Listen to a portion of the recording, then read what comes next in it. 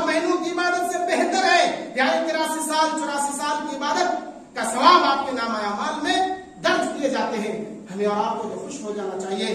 ये बात अल्लाह ताला खुद बता रहा है, इन्ना अंज़लनाहु फी लैलतिल क़द्र, हमने कुरान करीम को लैलतुल क़द्र में नाज़िल किया है।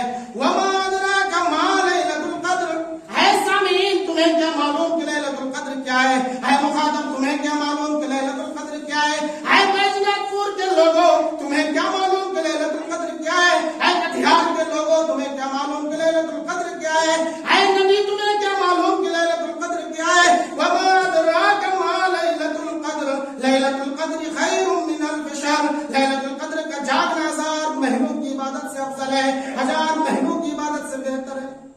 मेरे भाइयों, ये एक रात की इबादत 83 साल की इबादत का सवाब आपके नामा अमाल में दर्ज किया जाता है। और आज ही से शुरुआत है।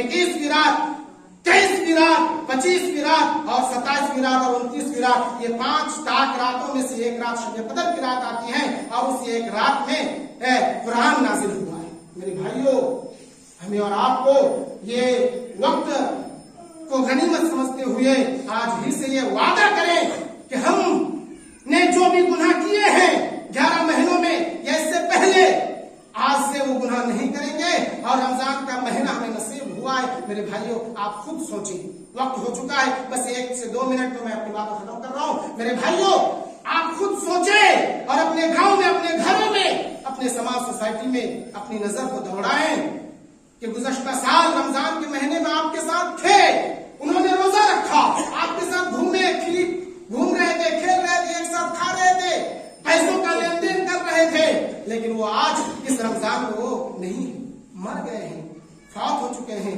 मेरे भाइयों, मैं क्या कहूं, मेरे अब्बू भी इस रमजान से 9 दिन पहले इंतकाल हो गए। मेरे भाइयों, तो कब किसकी मौत आ जाएगी कहना मुश्किल है। इसलिए जो वक्त मिला है, इस वक्त को गनीमत समझते हुए 5 रात जागने की कोशिश करें। ऐसा नहीं है हम और आप नहीं जानते, ये तायीन नहीं किए कि हम 21वीं रात जाग लेंगे तो हमें शब कदर का सवाब मिल जाएगा।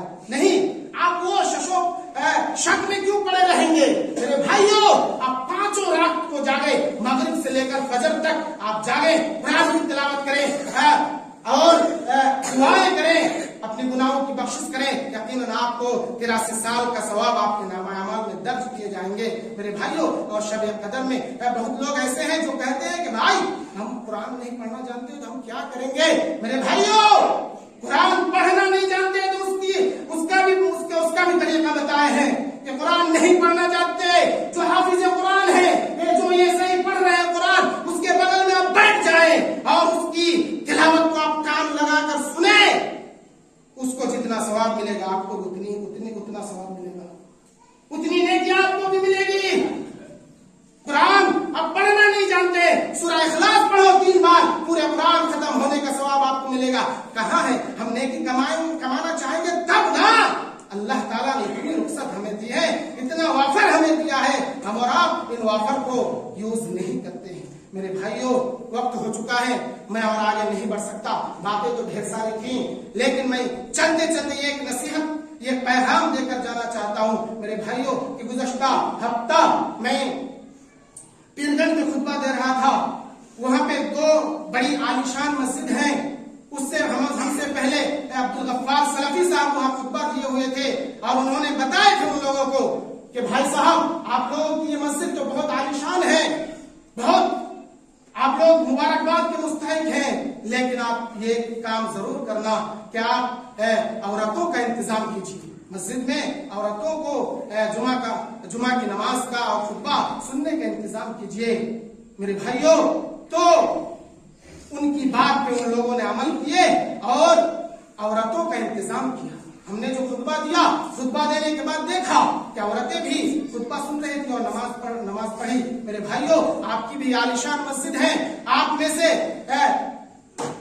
मैं सुन रखा है कि मौलाना शफीक साहब हमसे बता रहे थे, मैं उनसे पूछ रहा था कि मस्जिद की तामीर कैसे चल रही है, तो बता रहे थे कि बहुत ही अच्छा, बहुत सारे ऐसे लोग हैं जो 1 लाख रुपए चंदे दिए हैं, 2 लाख रुपए दिए हैं, 50,000 रुपए तक दिए हैं अकेला।